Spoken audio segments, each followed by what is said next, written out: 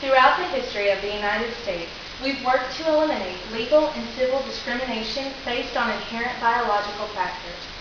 Legislation has been enacted that prohibits discrimination in many areas of life.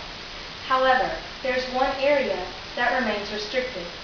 Marriage is between one man and one woman. While for some, marriage is a religious or a social institution, by law, marriage is a contract between two people that gives them certain legal rights as a couple.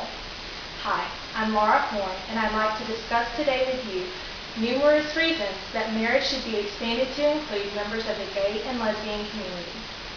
First, let's consider how science is proving sexual orientation a biological factor.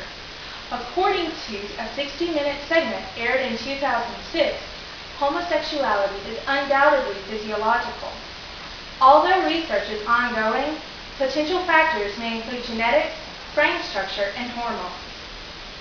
Studies published in the Proceedings of the National Academy of Sciences support a biological basis for sexual orientation. One study noted different neural pathways in the hypothalamic region of the brain in lesbians.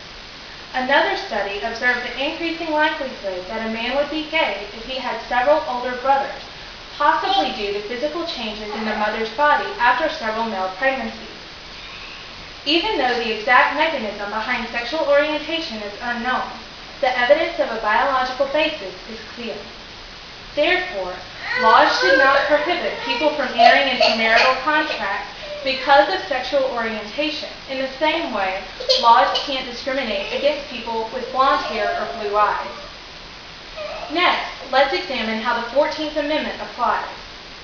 In 1967, the Supreme Court ruled that marriage could not be denied to interracial couples based on the fact that such a restriction would be a violation of the equal protection of laws.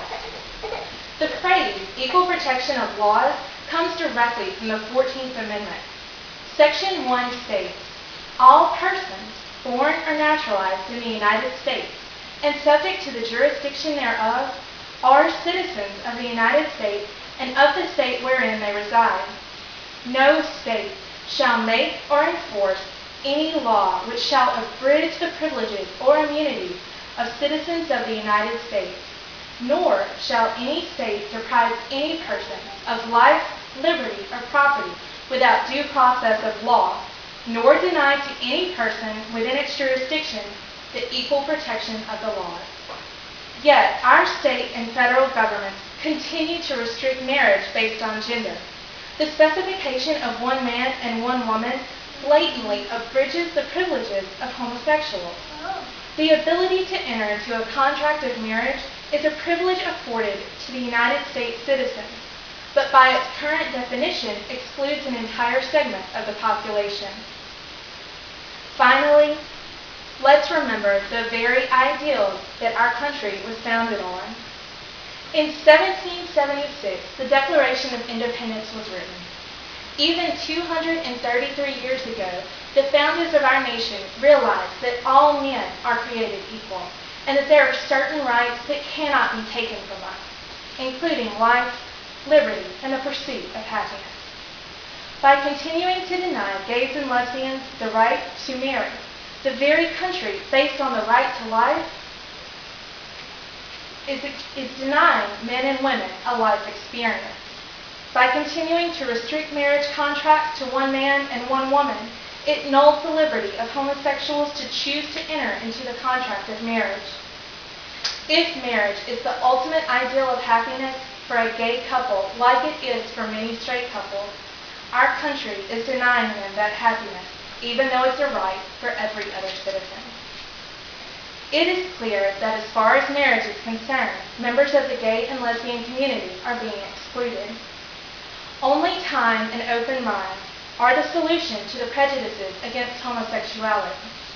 However, we can take action to ensure that the gender specifications of marriage are removed. Write your senators and your congressmen and women to urge bills to allow gay marriage. Let them know that we as Americans will no longer stand for the discrimination against the gay and lesbian community.